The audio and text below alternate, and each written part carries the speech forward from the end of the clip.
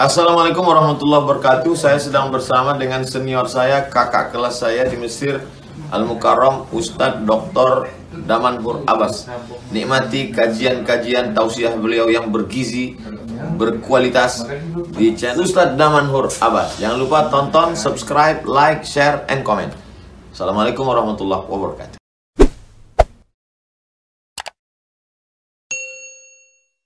Kita akan mempelajari tentang kota Makkah. Perjalanan bagi jemaah haji tahun ini, khususnya bagi Aceh, kita semua akan memasuki fase gelombang kedua. Gelombang kedua, saya urutkan secara teorinya biar gampang. Kita semuanya berangkat dari Lubis Mawai yang kloter 7 ya. Kloter 7 itu berangkatnya tanggal 3 setelah zuhur. Bagi jemaah umrah nanti bisa disesuaikan saja. Kloter 7 berangkatnya setelah zuhur di Islamic Center. Kami petugas sudah berada di Banda Aceh di tanggal 2 menjemput Bapak Ibu semuanya, menunggu di sana. Jadi nggak satu bus ya. Saya sudah berada di Banda Aceh insya Allah di tanggal 2. Nah, tanggal 2 kita masuk embarkasi Bapak jam 11 malam, Ayah Bunda akan masuk embarkasi jam 11 malam. Dan besok kalau tidak berubah jadwal penerbangan, kita berangkat pukul 19.45 menit. Menandakan apa? Kita harus berangkat dari asrama haji setelah asar. Setelah asar kita harus berangkat ke airport. Sampai itu di sebuah kita berangkat itu sudah dengan pakaian ihram semua.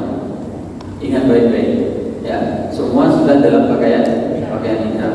Sudah pakai pakaian ihram, bawaan dalam sudah dilepas semuanya, tidak ada lagi yang terlihat. Oke, berangkat nanti boleh diikuti mana saja, yang tidak boleh berdebat. Contoh misalnya saya bilang mau salat dalam pesawat, jamaah terus boleh. Oke, mau sembahyang di Mekah boleh. Kenapa? Karena kita terbang pukul 19.45, kita akan sampai ke Mekah setelah 8 jam perjalanan, dikurang 4 jam durasi waktu, maka kita sampai ke Mekah pukul 11 malam. Pukul 11 malam di Jeddah. Oke, proses keluar dari airport di Jeddah menuju ke Mekah itu sekitar 2 jam. Paling tidak kita sudah berada di hotel itu pukul 1 malam atau pukul 2 malam. Yang mau sembahyang di Mekah silakan. Yang mau sembahyang di pesawat silakan. Yang tidak boleh bertengkar. Ya, apakah nulung yang malik, yang lung yang bukan usah. Ya, kenapa? Karena semua itu dibenarkan menurut pendapat ulama. Yang mau jamak di dalam pesawat silakan. Yang mau sembahyang di Mekah silakan. Clear ya. Sampai di hotel kita tidak langsung melaksanakan umrah. Nah, tadi udah niat ya. Niat juga saya jelaskan. Mau niat sewaktu mau take off pesawat boleh, mau niat di alam boleh. Ini fungsinya karu dan karom, memastikan seluruh anggotanya untuk berniat. Kapan misalnya? Apakah sewaktu terbang, sebelum terbang, atau sewaktu di alam. Kami selaku pemimpin ibadah akan membuat pengumuman kepada Bapak Ibu jemaah untuk dapat mengambil niat.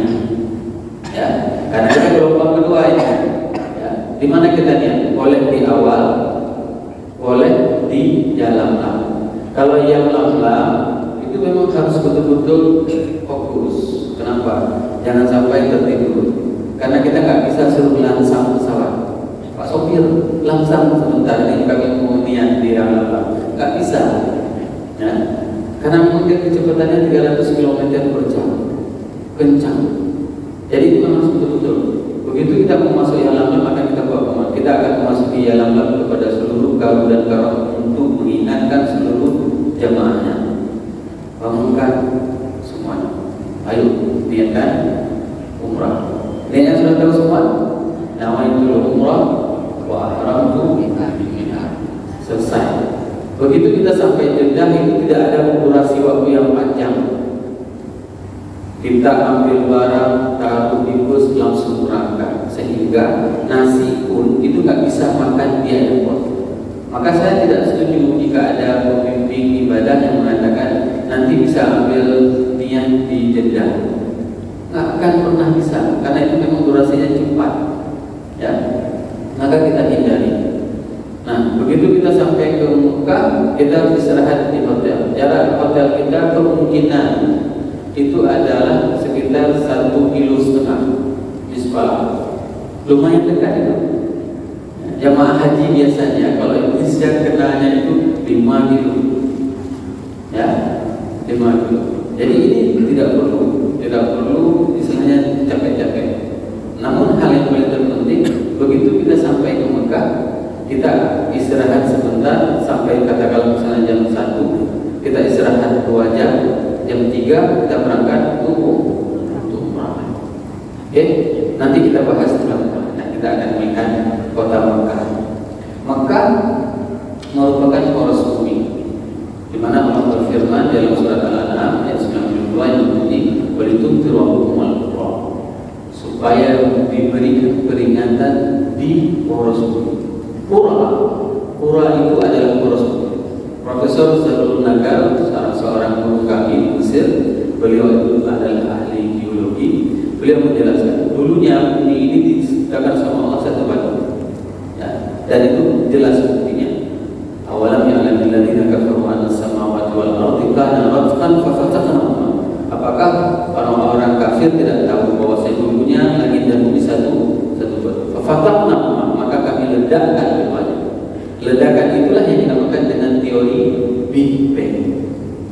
Ya, sehingga apa? Lempengan bumi itu satu. Nah, pecah, geser menjadi ada benua Asia, Afrika, Eropa, semuanya pecah. Tapi yang tidak pecah itu adalah lempengan di Mekah. Itulah yang dinamakan dengan poros bumi. Mana buktinya? Ini buktinya. Walitunzira ummal qura wa man haulaha. Bahwasannya bergema ya. Suaranya dengar enggak? Enggak bergema. Dengung. Agak bergema. Kurang. Ya, ini enggak dengung ya. Jadi poros bumi itu adanya di Mekah. Melihat waktu itu adanya di Mekah. Menentukan bulan adanya di Mekah. Maka hari ini ada kemungkinan kita salah hari. Mohon maaf ya, ini jangan sampai goyang. Kenapa? Karena pertama sekali nampak bulan di mana? Di Mekah. Menandakan apa? Setelah berputar, baru nampak di tempat kita. Hari ini duluan kita harinya daripada Mekah. Ada yang salah sebenarnya, tapi ini tidak bisa kita ubah karena ini adalah ketentuan dunia. Kalau kita mau mengubah, maka dibuatlah jam yang dinamakan dengan waktu Mekah. Itu sebenarnya yang menjadi patokan kita. Waktu di Mekah adalah patokan kita. Nah, bagaimana kondisi Mekah pada saat itu? Ini yang harus kita pahami. Jangan Bapak Ibu ayah bunda melihat Mekah hari ini. Mekah hari ini itu tidak ubahnya seperti Manhattan, New York. Hari ini itu persis. Kalau misalnya kita begitu keluar dari metro di New York, naik ke atas melihat bangunan yang tinggi-tinggi. Mekah hari ini seperti ini. Tapi Mekah 8.000 tahun yang lalu, ya, 8.000 tahun yang lalu itu adalah sebagaimana yang disampaikan di dalam surat Ibrahim ayat 37. Allah berfirman, "Inni askantu min dzurriyyati biwadin ghaira dzi zar'in inda baitikal muharram." Aku diperintahkan oleh Tuhanku untuk menempatkan keluarga di sebuah lembah ghaira dzi zar'in. Tidak ada kehidupan apapun, tidak ada makhluk apapun. Coba bayangkan, dulunya Mekah itu hanya padang pasir dan tidak ada kehidupan apapun. Ka'bah pun pada saat itu fondasinya yang ada karena sudah hancur dengan banjir besar pada saat itu, sehingga Ka'bah tidak ada lagi. Cuma ada fondasinya saja. Ini yang dikatakan bahwasanya perintah Nabi Ibrahim untuk membawa keluarganya ke padang pasir yang tandus tidak ada kehidupan. Kira-kira ibu-ibu kalau dibawa sama suaminya ke padang pasir mau nggak? Nggak mau. Dan ini yang menjadi pertanyaan. saat diletakkan Ibunda Hajar ya, di padang pasir, Ibunda Ismail, apa yang dikatakan? Wahai suamiku tercinta, kenapa engkau tega meletakkan kami di tempat yang tidak ada kehidupan ini? Mereka anak bayi yang lagi digendong. Dia bertanya kepada suaminya, suaminya di atas unta. Apa dijawab oleh suaminya? Tidak dijawab apapun. Suaminya tidak melihat ke bawah, tidak menatap istri dan anaknya yang masih bayi. Ditanya dua kali, ini ada pertanyaan secara emosional. Kenapa? Karena seorang istri bertanya kepada suami, kok tega bang, abang letakkan adik di sini sama anak bayi ini yang tidak ada kehidupan apapun? Tidak dijawab. Nabi Ibrahim tidak menjawab. Setelah itu baru ditanyakan dengan pertanyaan yang rasional, dari emosional. Apa yang rasionalnya? Apakah ini perintah Tuhan? Itu bukan pertanyaan. Apakah ini perintah Tuhan? Maka pada saat itu Nabi Ibrahim terasa kakinya melayang-layang dan merasakan bagaimana gemburan padang pasir itu mengitari seluruh tubuhnya, sehingga dia dengan menjawab iya, hanya dengan satu jawaban iya, maka jatuhlah air matanya pada saat itu, dan dia langsung bergerak meninggalkan istri dan anaknya. Maka pada saat itu Ibunda Ismail mengatakan, "Idzan, kalau memang demikian wahai suamiku, la yudhi'una Allah abadan." Allah tidak akan menyia-nyiakan kami selamanya. Kalau ini perintah Tuhan. Coba bayangkan bagaimana ketakwaan seorang istri. Inilah yang dinamakan dengan ghairati zar'i inda baitikal muharram. Maka nanti pada saat ayah bunda melihat Ka'bah itu merupakan sebuah pemandangan yang paling spektakuler.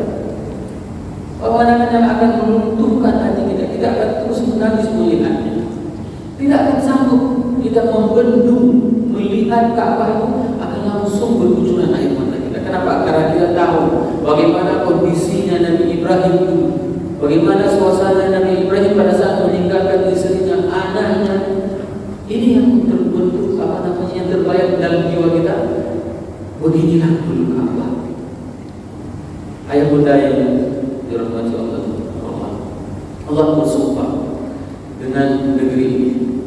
Sesuatu sumpah itu merupakan hal yang penting.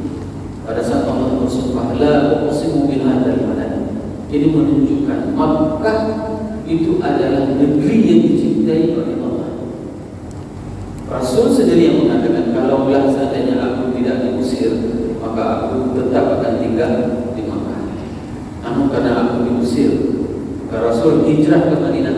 Maka Rasul memohon kepada Allah supaya diberikan kemudahan kepada Madinah, diberikan keberkahan kepada Madinah, sebagaimana diberikan keberkahan kepada Makkah. Luar biasa, Makkah itu merupakan negeri yang memang dicintai. Jangan lihat orangnya.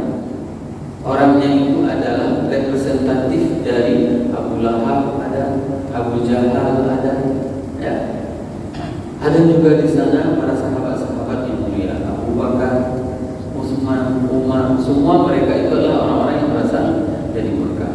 Nah, bagaimana batasan tanah haram? Tanah haram ini tidak boleh kita melanggarnya. Nanti begitu melihat misalnya ada merpati, tiba-tiba bapak ambil ketepel, cuk, nah suhu berapa dianjing. Tidak boleh kita membunuh binatang, tidak boleh kita memotong kayu, tidak boleh kita melakukan pelanggaran, karena itu adalah tanah haram, tidak dibenarkan. Nah, utara itu adalah Tan'im, yaitu 6 km. Ini batasan tanah. Selatan itu adalah Aman, yaitu 12 km. Timur itu adalah Ji'ranah, 14 km. Dan barat Syamisi, yaitu 15 km.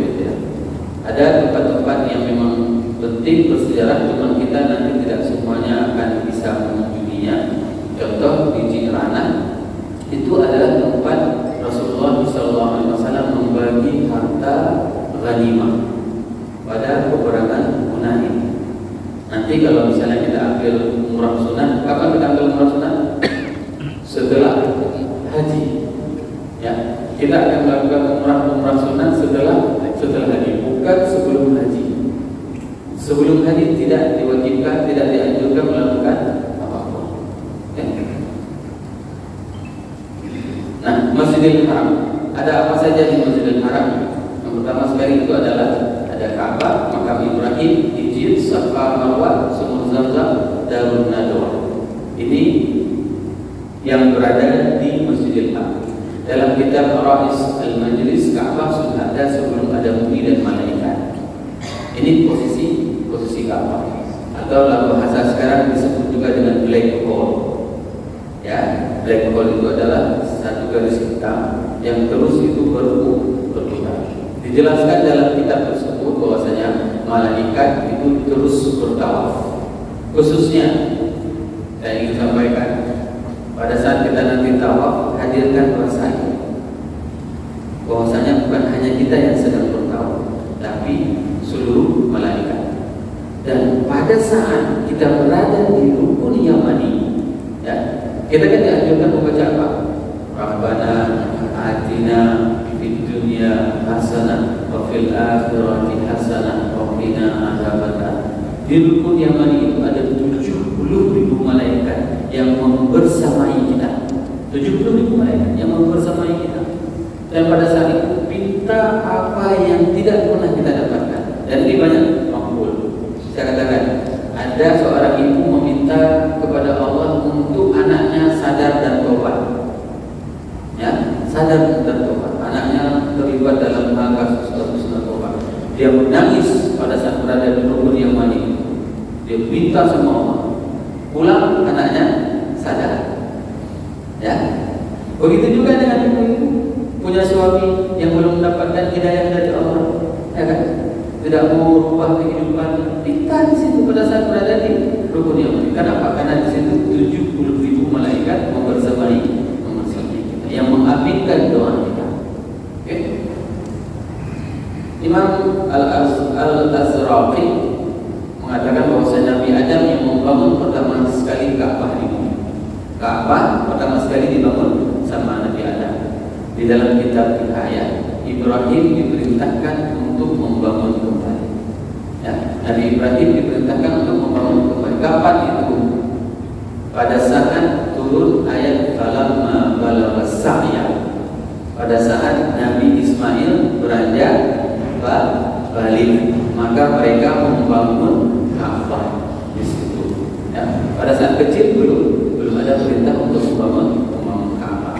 Jadi Ka'bah sudah ada fondasinya dan itu hilang pada saat terjadi banjir besar Nabi Nuh, dan kemudian adanya Nabi Ibrahim, maka diperintahkan untuk membangun kembali Ka'bah.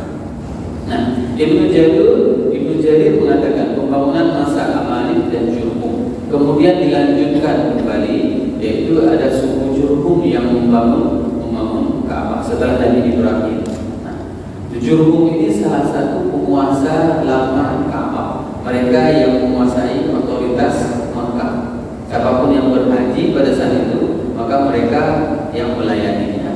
Nah, Ahkam Sultaniyah menjelaskan bahwasanya pertama dari Quraisy itu adalah Quraisy bin Kilab. Siapa yang mengelola Ka'bah? Yaitu Quraisy bin Kilab. Dan ini perlu saya jelaskan bahwasanya kata-kata Quraisy itu diabadikan di dalam Al-Quran cuma sekali, yaitu ila fi Quraisyin ila fihim rihlatash shita wal shayf. Ini hanya sekali. Kenapa? Makna Quraisy itu adalah iqtarasha syai'un, yaitu mengelupas sesuatu. Apa yang dikelupas? Orang-orang Quraisy itu adalah orang-orang yang melakukan perompakan di atas muka bumi. Ya, dulu mereka merampok di tengah jalan, ambil hasil rampokan, kasih untuk orang pergi haji. Namun tradisi ini dirubah oleh kakek Nabi. Siapa namanya? Hashim. Hashim merubah tradisi tersebut dengan melakukan sebuah aktivitas perdagangan. Nama aktivitasnya apa? Perjalanan perdagangan musim dingin ke Yaman dan musim panas ke Syam. Ya, syita was saif. Ya. Yaman itu sangat panas karena berada dia di pesisir laut. Maka disitulah melakukan perjalanan perdagangan. Dan pada musim panas mereka melakukan ke Syam, karena Syam itu terdiri dari Syria, Lebanon, Palestina, dan Jordania. 4 negara ini dinamakan dengan Syam. Kesitulah orang-orang melakukan perdagangan. Dirubah tradisi merampok tadi itu dirubah oleh kakek Nabi Hashim, yaitu melakukan perjalanan perdagangan, sehingga Al-Quran mengabadikan perjalanan mereka dengan perjalanan perdagangan.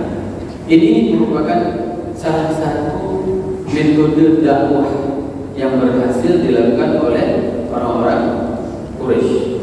Dalam sirah Ibnu Hisham, Rasulullah SAW melakukan perjalanan di umur 35 tahun melakukan renovasi, dan sejarahnya semua kita tahu. Pada saat itu terjadi pembubaran Ka'bah, maka mereka semua, seluruh kabilah yang ada di Arab semuanya merantau. Mau tahu siapa yang berhak meletakkan Hajar Aswad? Karena Hajar Aswad itu adalah batu dari surga. Batu dari surga. Tapi jangan sampai nanti gara-gara batu tersebut kita merantau mau untuk menciumnya. Apalagi ibu-ibu, tidak ada dari jamaah kita, dari jamaah di luar. Mereka upah, diupahnya orang untuk bisa cium Hajar Aswad. Siapa yang upah? Bukan mahramnya. Dipeluk dia sama laki-laki lain, didorong dia supaya apa? Supaya untuk bisa cium Hajar Aswad. Semua kemaksiatan yang dilakukan hanya untuk ingin mendapatkan mencium batu dari surga. Hanya ilmunya. Saya bilang sama bapak ibu semuanya, saya pergi haji di umur 17 tahun dan cuma sekali saya cium Hajar Aswad. Kenapa? Karena memang itulah kesempatan. Dan bukan karena hebat saya, enggak. Sekarang saya minta sama Allah, ya Allah, kalau bukan Rasul suruh cium itu, saya enggak akan cium. Saya ulang seperti ini, diulang oleh umat. Beri kemudahan untuk saya untuk bisa cium. Karena sebelumnya itu saya udah cium, udah putar dengan teori apapun nggak berhasil. Nah ini jangan pernah pakai teori, apalagi kami dosen suka kali pakai teori. Cara simpan sendal harus pakai ini, begini, begitu keluar sendal dia yang bilang pertama. Nah, itu biasa seperti itu terjadi di sana. Nah, Rasulullah yang meletakkan Hajar Aswad di umur 35 tahun. Dan satu pelajaran penting, jangan pernah menjulur kaki, ya, menghadap Ka'bah. Nah, saya ditegur sama orang soleh. Waktu itu saya berdoa. Ini berdoa yang perlu kita sampaikan juga. Ya Allah, pertemukanlah saya sama orang yang soleh, sama aulia di sini. Saya berdoa seperti itu. Jadi pas saya lagi duduk itu baca Quran, tiba-tiba datang orang musa-musa masuk terus dia. Padahal sudah sempit nih. Kita datang ke Masjidil Haram itu cepat waktunya. Datang bapak ini tiba-tiba main nyosor aja. Agak kesal ya. Apanya seperti itu ya. Apanya. Kerja bagar dan menggerutu dalam hati. Itu saya lagi baca Quran. Saya julurkan kaki saya ke depan, saya baca Quran. Saling santai. Setelah dia salat, dia menegur saya dalam bahasa Inggris. Katakan, my son, you must respect Allah. Terkejut saya. Ini orang ngomong bahasa Inggris, kok ngerti tentang adab, gitu kan? Saya mahasiswa Al-Azhar, kok julur kaki ke depan? Oh, saya bilang terima kasih.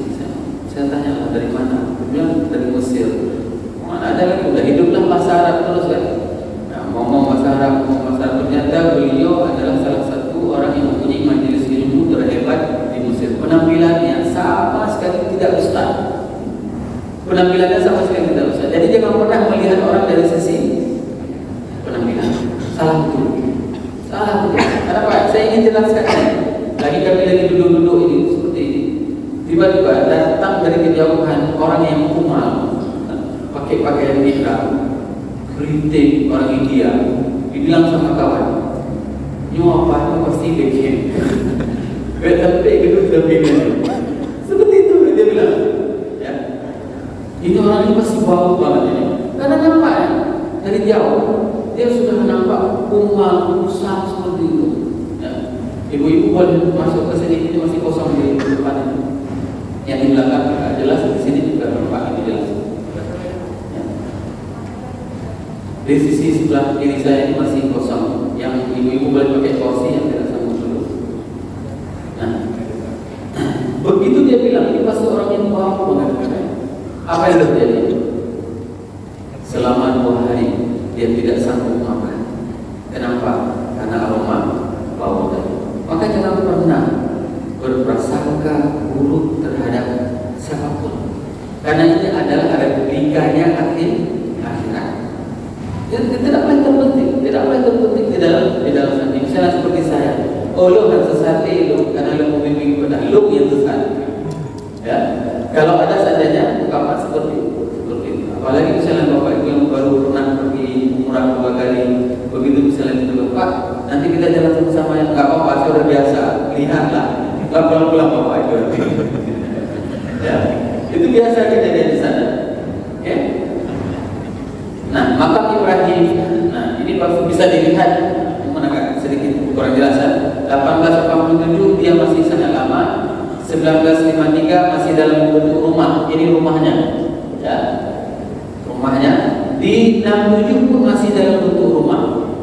Di 2023, ya, dari 1970 itu sudah tidak berbentuk rumah lagi. Ceritanya menarik dan itu sudah pernah saya jelaskan pada saat manasik umrah.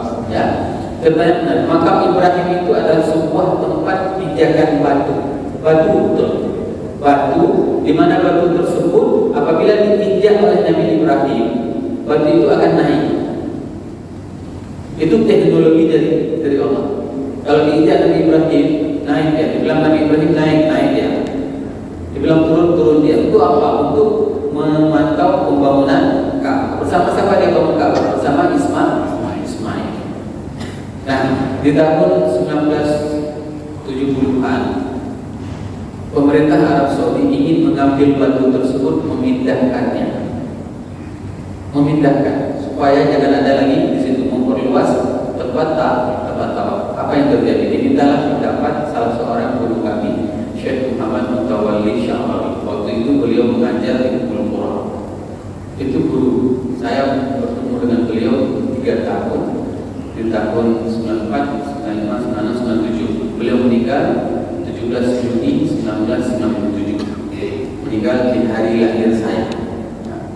Nah, beliau mengatakan, hasil kajian beliau mengatakan tidak boleh dipindah makam Ibrahim, tetap harus di tempatnya. Itu hasil telaahan akademik beliau. Sehingga di malam hari beliau bermimpi bertemu dengan Nabi Ibrahim. Dan Nabi Ibrahim mengatakan, "Hunalika, terima kasih Nak, engkau telah menyelamatkan makamku, tempatku." Itu yang dikatakan oleh Nabi Ibrahim. Maka beliau menulis buku waktu itu, Syekh Muhammad Mutawalli Sya'ari menulis buku Hunalika Rahimu Nabi Ibrahim alaihi salam. Itu kualitas keimanan orang-orang itu. Mereka berinteraksi dengan para nabi. Dan ini hal yang wajar dan biasa. Kenapa saya katakan banyak kisah-kisah perang, misalnya kisah perang Khandaq, itu diceritakan langsung oleh sahabat kepada Syekh Muhammad Mutawalli Sya'ari. Dan ini nggak dapat kita. Ada jarak antara keimanan kita dengan para sahabat. Syekh Muhammad Mutawalli Sya'ari menceritakan seperti itu. Bahkan beliau itu, menurut riwayat anaknya, beliau itu bisa berinteraksi dengan Rasulullah SAW bukan dalam mimpi. Pada suatu hari beliau buat majelis. Setiap hari Jumat setelah asar, kenapa kita disuruh berbanyak selawat? Ya, beliau melakukan itu di rumahnya bersama anak-anaknya. Pada saat itu anaknya melihat beliau sedang minum air. Ditanya sama anak, siapa yang kasih engkau minum air? Rasulullah SAW. Ada interaksi yang bisa, boleh percaya, boleh tidak. Tapi kalau saya mau percaya, kenapa? Karena saya memang berguru langsung kepada beliau dan melihat bagaimana kesalehannya. Ucapan yang keluar dari mulutnya tidak ada yang sia-sia, dan tidak ada seorang ulama yang berani menasihati pemimpin waktu itu adalah Muslim Barat kecuali beliau. Beliau sangat tegas, berani menasihati pemimpin. Jadi beliau sudah sangat sering masuk. Dan ini adalah makam. Apa yang harus kita lakukan di makam?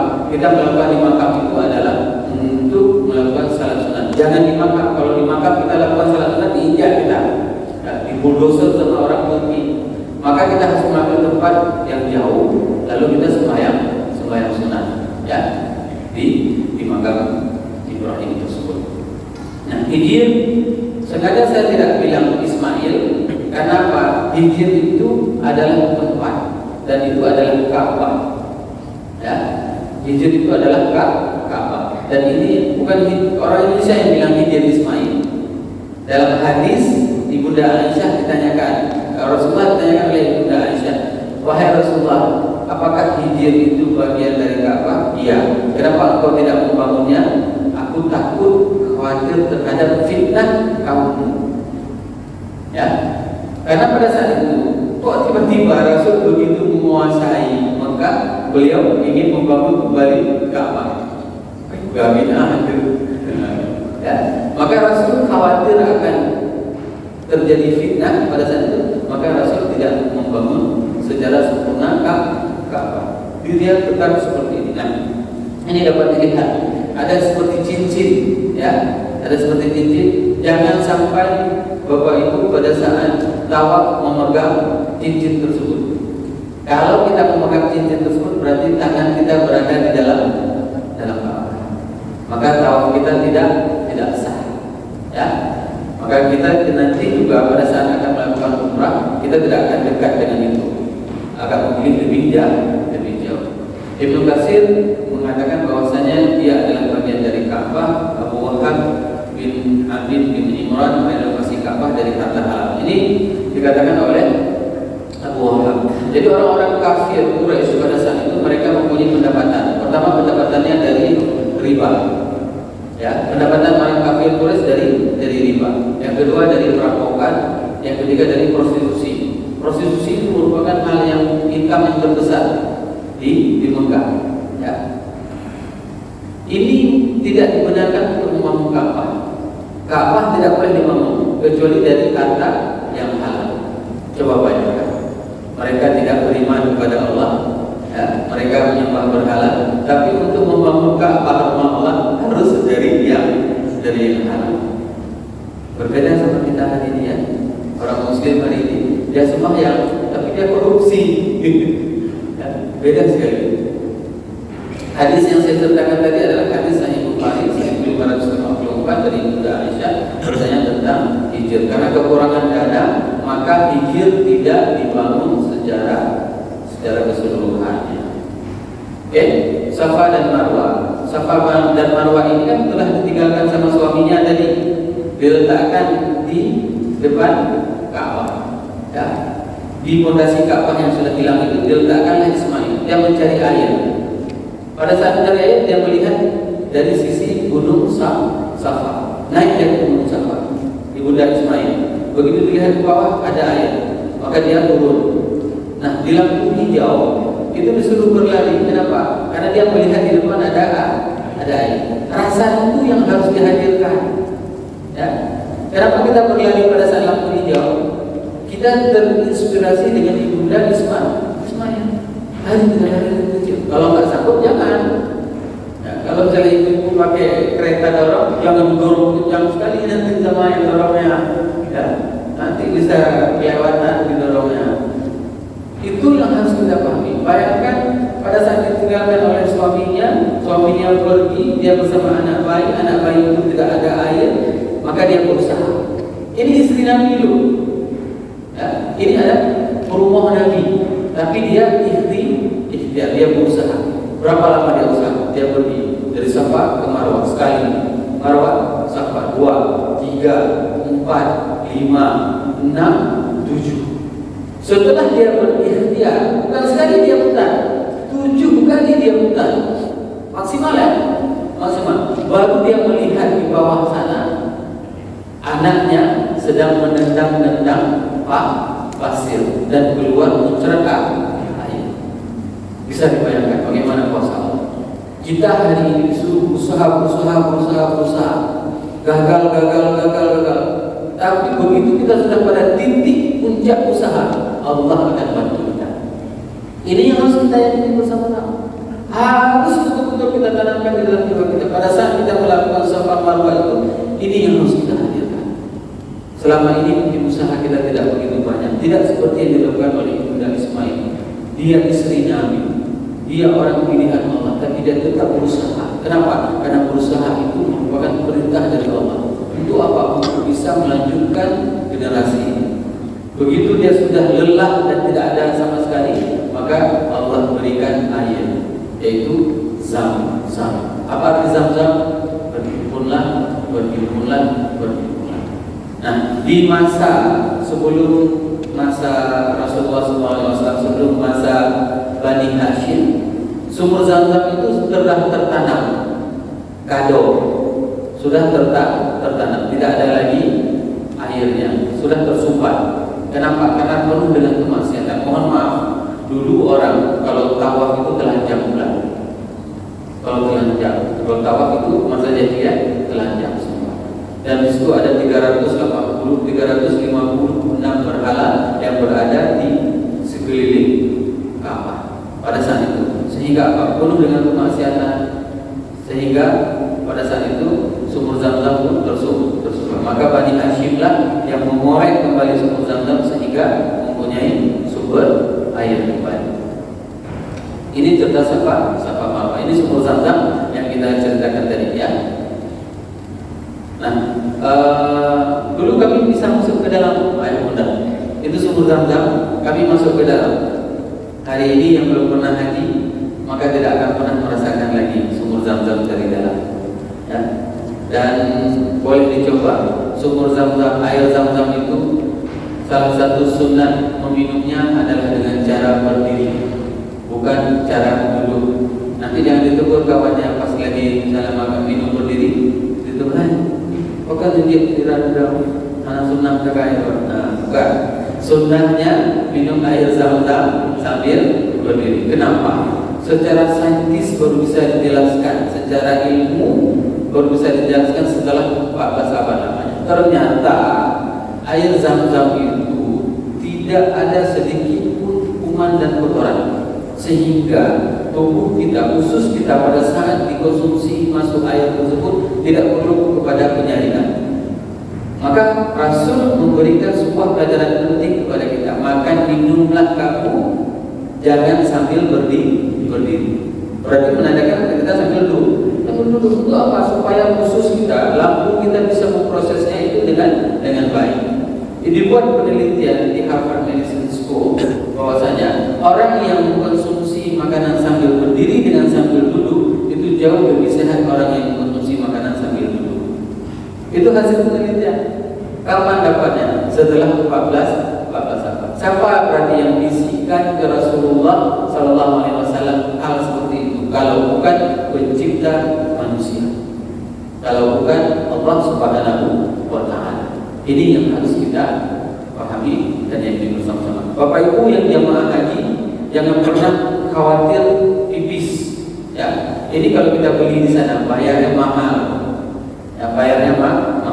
Jadi bawakan saja tumbler ataupun kotak apapun, botol apapun, bawa isi setiap hari. Nanti petugas kesehatan di dalam manasik sudah mengingatkan setiap 1 jam sekali berapa itu 400 mili, 200 mili liter yang harus dikonsumsi.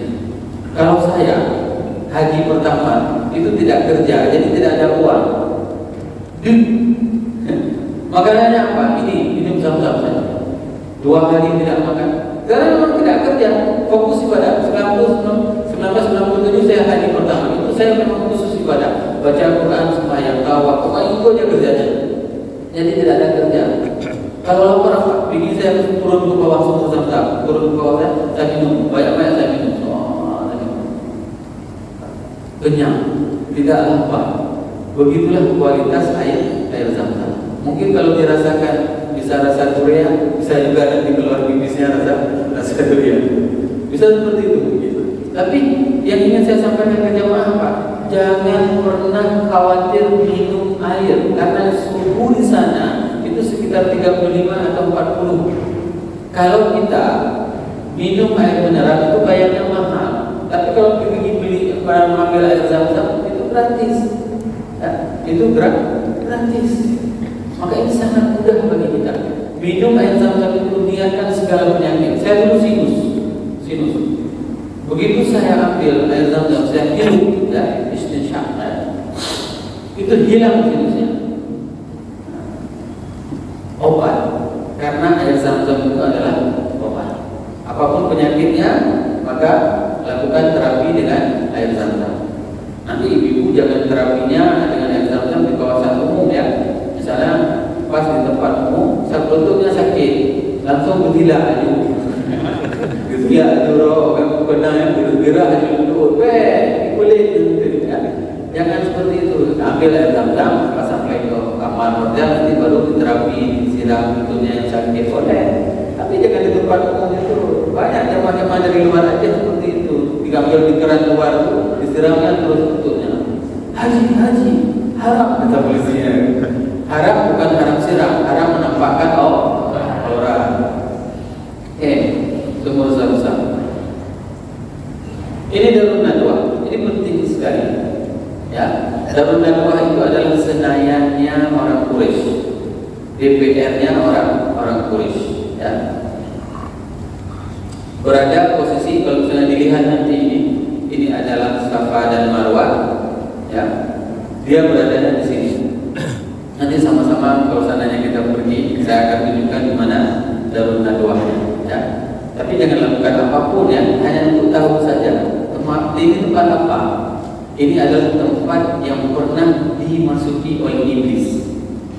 Darun Nadwah, senayannya orang Quraisy itu, disitulah masuk iblis. Iblis turun ke bumi itu momentumnya jarang. Di antaranya dia masuk ke DPR. DPR-nya orang Quraisy, ya, bukan DPR kita. Rencana waktu itu dia menyamar dengan orang yang datang dari jauh tapi tidak kelihatan, ya. Jadi pada saat itu dia ikut rapat bersama siapa? Ada Abul Aswab yang memberikan ide, usir saja Muhammad dari Mekah. Itu ide yang pertama. Di mana? Di Darun Nadwah. Yang kedua, Abul Bakhtari, beliau mengusulkan penjarakan Nabi Muhammad, penjarakan Muhammad. Nah, yang usul yang ketiga itu adalah Abu Jahal. Abu Jahal mengatakan bunuh Muhammad, kumpulkan semua pemuda terbaik dari seluruh suku, bunuh Muhammad. Baru iblis mengatakan inilah ide yang cemerlang. Dua ide tadi semua ditolak oleh iblis. Bukan seperti itu, bukan seperti itu. Itu yang disampaikan oleh begitu diusulkan oleh Abu Jahal bunuh Muhammad, maka pada saat itulah dia mengatakan ini baru ide yang brilian. Nah, Darun Nadwah ini akhirnya setelah masa Islam Futuhul Makkah, dia ini kan masih rumah, ya, masih rumah yang memang mahal. Ada salah seorang keponakan Ibunda Khadijah, ya, Hakim. Beliaulah yang membeli Darun Nadwah tersebut. Lalu Darun Nadwah tersebut diwakafkan kepada umat Islam. Kenapa Hakim bin Hizam melakukan ini? Hakim bin Hizam itulah yang memberikan budak kepada Ibunda Khadijah yang bernama Zaid bin Harithah. Ya. Dia orangnya sangat baik, kaya raya. Ya. Bagaimana kaya? Nanti kita akan ceritakan di hari Arafah, pada saat kita menjelaskan Arafah. Nah, Hakim bin Hizam ini karena telah masuk Islam, darah masuk Islam pada saat Futuhul Makkah, maka dia ingin menebus segala dosanya, ingin mengejar segala amalnya. Apa yang dilakukan? Dia bersedekah sungguh luar biasa. Dia beli Darun Nadwah itu sekitar 30 miliar lebih dengan uang kita.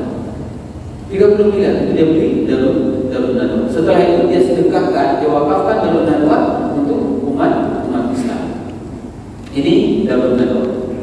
Nah, ini di luar, nanti kalau misalnya kita keluar dari Safa dan Marwah itu sebelah kanannya itu ada yang dinamakan dengan perpustakaan. Perpustakaan ini diriwayatkan ini adalah tempat kelahiran Rasulullah SAW. Lembah Bani Hashim namanya, ya. Syekh Abbas Afan, beliau membeli rumah tersebut dan mewakafkan rumah tersebut. Bapak Ibu semuanya boleh berziarah ke sini, tapi tidak boleh gosok-gosok rumahnya.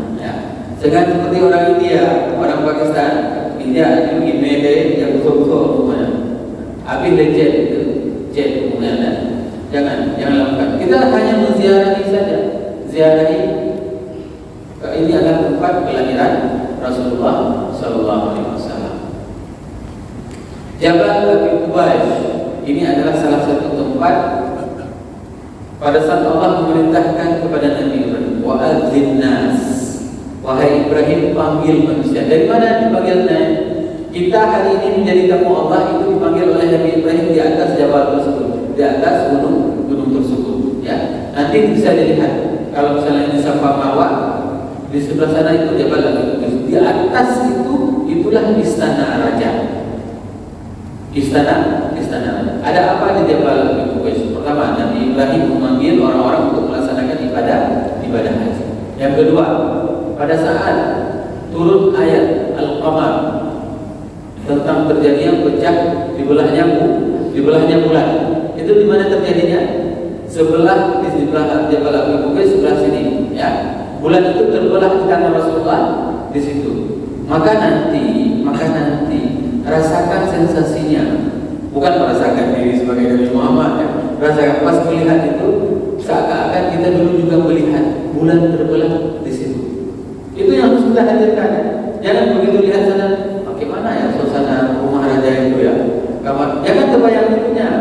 Begitu melihat Jabal Abi Qubais, maka yang terbayang bagi kita apa? Bagaimana Rasul menunjukkan membelah bulannya. Itu dia. Oke? Maqbarah Malam ini adalah salah satu tempat Jannatul Ma'la, surga di dunia ini. Kenapa saya katakan surga di dunia ini?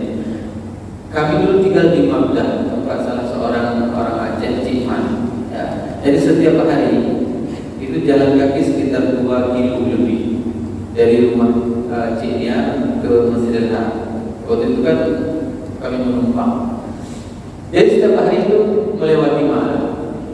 Saya menyarankan kalau memang bisa pergi ziarah ke sini.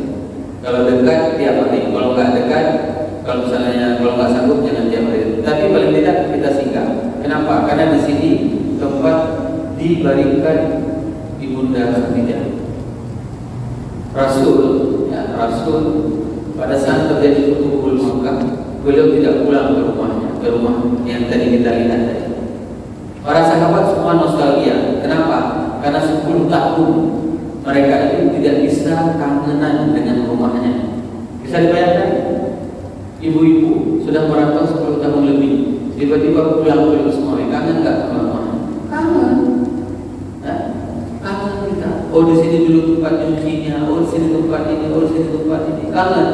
Tapi apa yang dilakukan oleh Rasulullah SAW pada saat beliau terjadi Futuhul Makkah? Beliau membuat tenda dan duduk di kubur Ibunda Khadijah. Beliau ceritakan semua ungkapan dulu pada saat Rasul pulang berdakwah, diberi semangat oleh Ibunda Khadijah. Wahai Rasulullah, agama ini akan mendapatkan pertolongan dari Allah. Wahai Rasulullah, teruslah berjuang. Ini terus diberikan motivasi. Siapa yang memberikan motivasi? Ibunda Khadijah. Maka pada saat itu Rasul tidak pulang ke rumahnya, dia duduk di situ di tenda itu, dia menceritakan semua apa yang dikisahkan oleh Ibunda Khadijah. Sehingga dalam sebuah kitab Nabi Khadijah Quran itu diceritakan suatu hari Rasulullah pulang berdakwah, tidur di atas pangkuan Ibunda Khadijah. Pada saat itu Ibunda Khadijah menetes air mata jatuh ke pipi Rasulullah SAW. Ditanya sama Rasul, wahai Khadijah, apakah engkau sedih karena engkau kehabisan harta, engkau tidak dihormati oleh kaum dan membantu agama Allah? Apa jawaban Ibunda Khadijah? Tidak ada Rasul. Aku tidak bisa membayangkan bagaimana nanti kelak pada saat aku tidak ada lagi di atas dunia ini. Siapa yang akan membantu engkau dalam berdakwah? Aku tidak pernah menyesalkan harta yang kuhabiskan. Aku dicaci maki oleh kaum, tidak pernah disesali. Bahkan aku menginginkan pada saat nanti aku sudah diberikan di atas muka bumi dan menjadi tulang belulang dan engkau tidak mempunyai apapun untuk kau lakukan membela agama Allah ini, maka congkellah kuburmu. Ambil tulang belulang, gunakan untuk membantu agama Allah. Begitulah cintanya Ibunda Khadijah. Sehingga sangat wajar Rasulullah itu tidak pernah lupa. Dia menceritakan semua. Wahai Khadijah, apa yang kau ceritakan dulu itu adalah semuanya benar.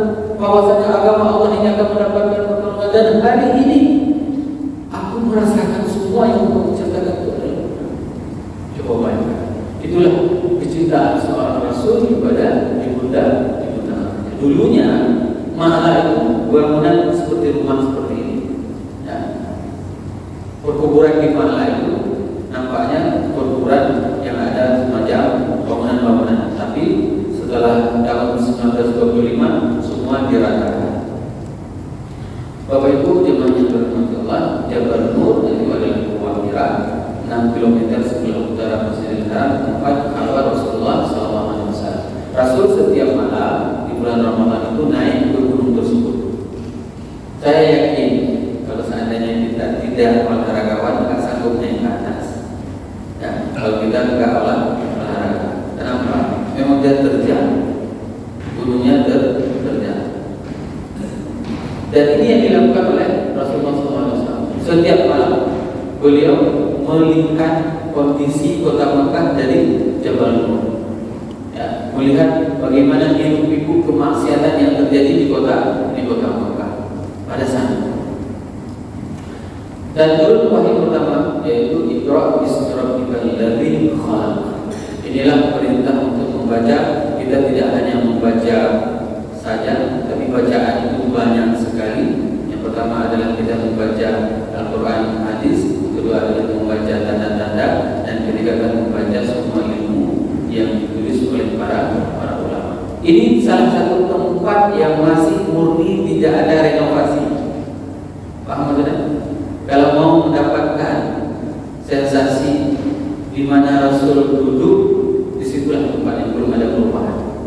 Ya, kalau yang lain semua sudah ada perubahan. Sudah dipasang tegel, sudah dipasang keramik, sudah dipasang ini. Kalau gua ini mana ada perubahan.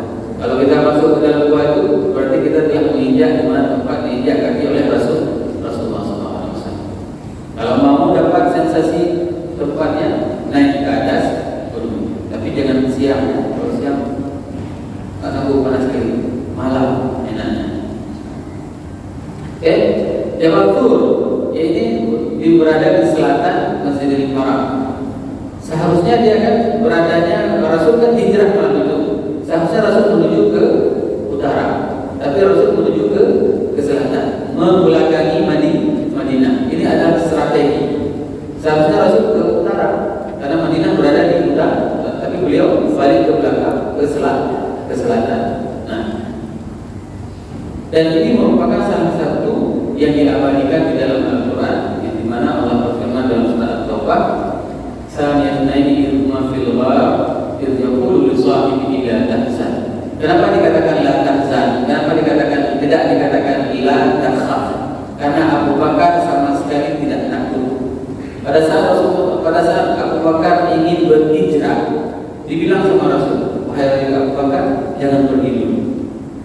Ya, ini Abu Bakar menghijrah ya. Abu Bakar menghijrah, langsung dibilang sama Rasulullah, "Wahai Abu Bakar, jangan pergi dulu." Menangis Abu Bakar sangat luar biasa. Pada saat itu Ibunda Aisyah mengatakan, "Aku belum pernah melihat ayahku menangis seperti itu, seperti anak kecil." Kenapa? Takut meninggal? Bukan. Bahagia yang sangat luar biasa dipilih oleh Rasulullah SAW sebagai temannya untuk berhijrah. Hari ini kesempatan itu tidak kita miliki, Bapak Ibu jemaah yang dirahmati Allah. Kita tidak ada kesempatan untuk mendampingi Rasul untuk berhijrah. Lewat kesempatan tersebut. Maka Abu Bakar pada saat dipilih oleh Rasulullah, dipilih oleh Rasulullah, "Wahai Abu Bakar, jangan berhijrah." Rasul mengharapkan, memang ada perintah dari Allah untuk Abu Bakar menemani, dan itu terjadi.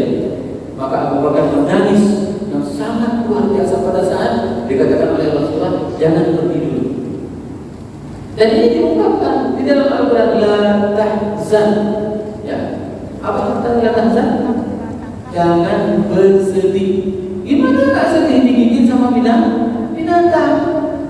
Digigit sama binatang buas, dia Abu Bakar rasa sakit yang sangat luar biasa. Sehingga apa? Sehingga air mata tersebut jatuh ke pipi Rasulullah SAW. Satu-satunya orang yang ditiduri pangkuannya itu adalah Abu Bakar. Bisa dirasakan sensasinya. Nanti pada saat kita duduk naik ke atas bukit tersebut, bagaimana rasanya? Goa yang sangat sempit, duduk di atas itu. Abu Bakar menahan rasa sakit tangannya digigit oleh binatang kuat, dan dia menahan rasa sakit tersebut sehingga jatuh air matanya. Dan kejadian ini diabadikan di dalam Al-Quran. Bagaimana kisah Jabal Hunain ini merupakan 70 km dari Makkah. Bani Hawazin dan Bani Saqif. Bani Hawazin ini adalah saudara sesepuan Rasulullah SAW. Ya. Saudara sesepuan Rasul itu pada saat setelah dilahirkan, beliau itu disusui di Bani Salam. Di sanalah disusui Rasulullah SAW. Dan perang Hunain ini adalah perang yang paling sangat spektakuler. Saya sering menjelaskan tentang perang Hunain ini, dan kisah yang paling menyedihkan itu adalah pada saat Rasulullah SAW membagikan harta perang, harta peperangan, ghanimah. Apa yang terjadi di Hunain ini? Orang-orang yang baru masuk Islam itu diberikan 100 ekor unta seperti Abu Sufyan. Baru masuk Islam satu pekan masuk Islam diberikan unta 100 ekor. Orang-orang Madinah, orang-orang Ansar itu tidak dapat apapun. Ini coba direnungkan bagaimana tingkat keimanan mereka. Kita ini pergi sama-sama berdua, tiba-tiba kita ini adalah orang Ansar. Ya. Begitu perang, kita nggak dikasih apapun sama Rasul. Kira-kira kita marah nggak sama Rasul? Marah, pasti marah. Entah apa dibilang, diprovokasi sama orang-orang munafik. Apa dibilang? Itulah Muhammad. Dia kalau udah jumpa sama orang kampungnya, kampung tua itu saja. Seperti itu. Sehingga ada sebuah ungkapan yang sangat menyakitkan. Sambil kalbar juga pulang. Kamu pun nasihkan hidup bagi kamu. Begitulah ungkapan yang diprovokasi oleh orang-orang munafik. Kalau kau berikan makan anjing kamu, suatu hari anjing itu akan menggigit. Coba bayangkan bagaimana sadisnya fitnah yang diberikan kepada, sehingga ini terdengar di telinga Rasulullah SAW. Pada saat itu digodain mereka orang-orang Ansar itu dikumpulkan di sebuah tempat, di sebuah wadi, di sebuah tempat tersebut. Rasul mengatakan kepada mereka semua, aku telah mendengarkan apa yang kalian sampaikan semuanya. Kalian mengatakan bahwasanya kalian tidak dapat apa-apa. Kalaupun kalian orang-orang Ansar mau mengatakan bahwasanya kami ini tidak ada yang menerima kecuali kalian, dan kami ini didustakan, maka kalian membenarkan. Kami ini dulu miskin, maka kalian berikan kami harta. Katakan demikian dan aku akan mengatakan iya. Maka pada saat itu orang Ansar sudah mulai kecil, pasti bilang kepada Rasulullah, "Qul." Maka orang Ansar menjawab, "Balillah liman tidak mungkin wahai Rasulullah. Semuanya ini adalah karena keberkatan dari Allah dan dari kamu. Tak mungkin kami akan mengatakan kamu dulu itu kan diusir, kami terima. Enggak akan mungkin kami mengungkapkan seperti itu wahai Rasulullah." Maka pada saat itu Rasul menasihati orang-orang Ansar, dan ini harus menjadi pelajaran bagi kita semuanya. Kenapa? Karena kita berada di tempat itu. Rasulullah SAW mengatakan bahwasanya alam tardawna an-nas yarhimuna bi ba'dihim musyajin. Apakah kalian tidak rela orang-orang yang baru masuk Islam ini kembali ke kampung halaman mereka dengan kambing dan unta mereka? Wa antum tarjimuna ila rihalikum bi Rasulillah, dan kalian pulang ke kampung halaman kalian bersama Rasulullah SAW. Ini adalah ungkapan yang paling luar biasa, yang paling menohok, sehingga akan terjadi orang-orang Ansar semuanya menangis. Karena tidak ada sebuah kebahagiaan apapun, ayah bunda, kecuali pada saat kita bisa membersamai Rasulullah. Dan ini dibuktikan oleh orang-orang Ansar. Mereka tidak dapat apapun, tapi mereka rela semuanya. hilang semua harta ghanimah, mereka rela. Asalkan apa? Asalkan mereka bersama Rasulullah SAW.